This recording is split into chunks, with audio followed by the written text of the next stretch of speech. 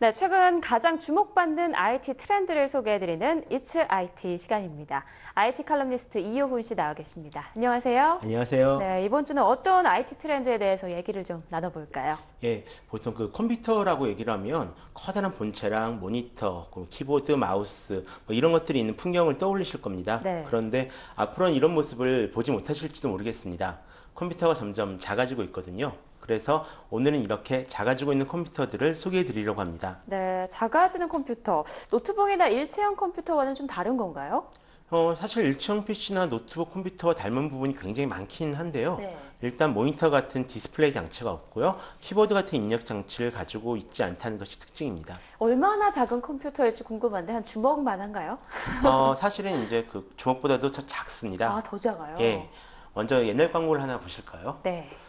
지금 보시는 광고는 80년대 후반에 나왔던 그 MXX라는 기종의 컴퓨터 광고인데요. 당시 가정용 컴퓨터 붐과 맞물려서 좀 선풍적인 인기를 끌었던 제품입니다. 네. 아마 지금 이 방송을 보시면서 추억에 젖는 분들도 꽤 계시리라고 생각하는데요.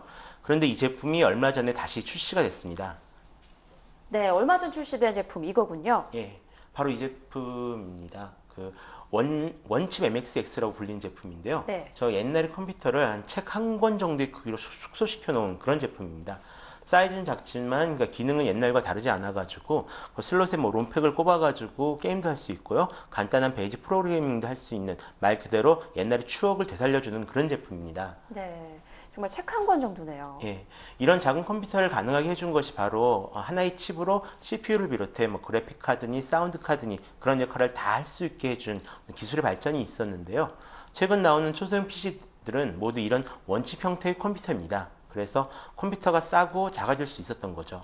스마트폰도 그래서 나올 수 있었던 거고요. 아, 그러면 스마트폰과 초소형 PC가 같은 핏줄이다라고 봐도 될까요? 예, 그렇습니다. 그 컴퓨터 기술이 스마트폰 발전에 영향을 미치고 또 그렇게 해서 스마트폰의 개발에 사용된 기술이 다시 컴퓨터에 영향을 미쳐가지고 초소형 컴퓨터를 만들 수 있게 됐던 거거든요. 네. 예, 지금 보신 제품은 노르웨이 FX 아이사에서 출시한 코튼 캔디라는 제품입니다.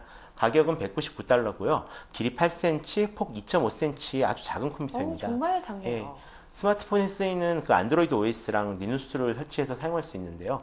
작지만 분명한 하나의 컴퓨터로 듀얼 코어 CPU를 내장하고 있고요. 풀 HD 디스플레이를 지원합니다. 그리고 이 제품 같은 경우는 TV 뒤에 꽂으면 바로 네. 스마트 TV처럼 사용할 수 있다고 합니다. 네, 생긴 건 USB 같아요. 예.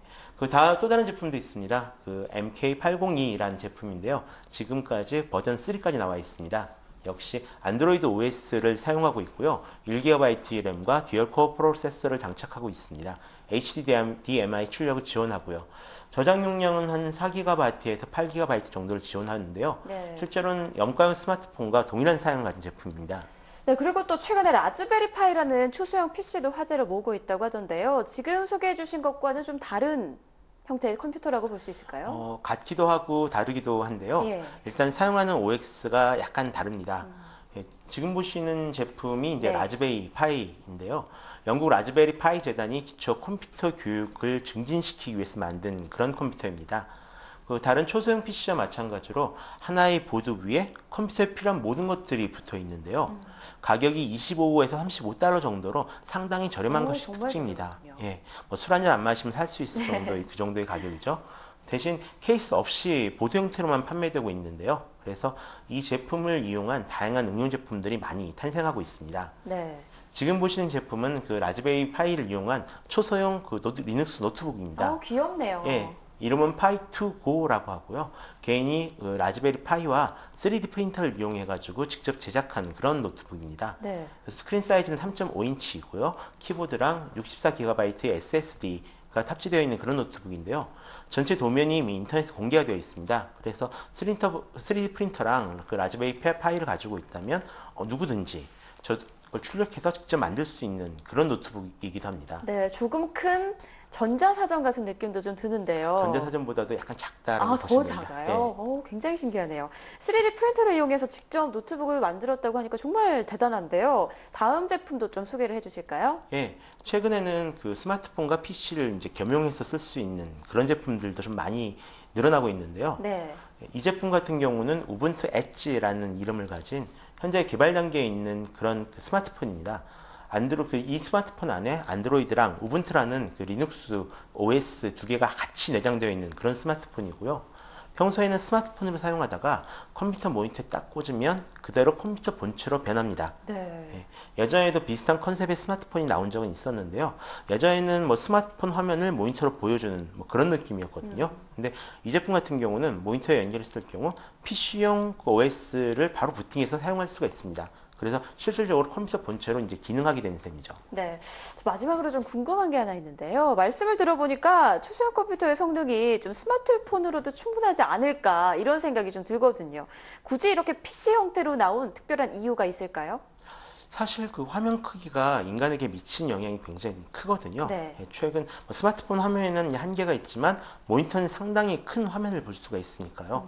최근 하버드 경영대학원에서 나온 연구 결과에 따르면 그 큰 화면을 이용하는 사람들은 자신감이 높아진다고도 하는데요. 네. 스마트폰보다 태블릿 PC를 이용하시는 분들이 자신감이 좀 높다라고 합니다. 네. 근데 꼭 그렇게 따지지 않더라도 어떤 뭐 문서 작업이나 영화 감상 같은 경우에는 스마트폰보다 큰 화면과 큰 키보드를 가지고 하는 것이 훨씬 더 편리하기 때문에 스마트폰 대신 초소형 PC를 찾는 것이 아닐까요? 네, 저도 자신감을 높이기 위해서 조금 더 큰 화면으로 바꿔봐야겠다라는 생각이 드네요.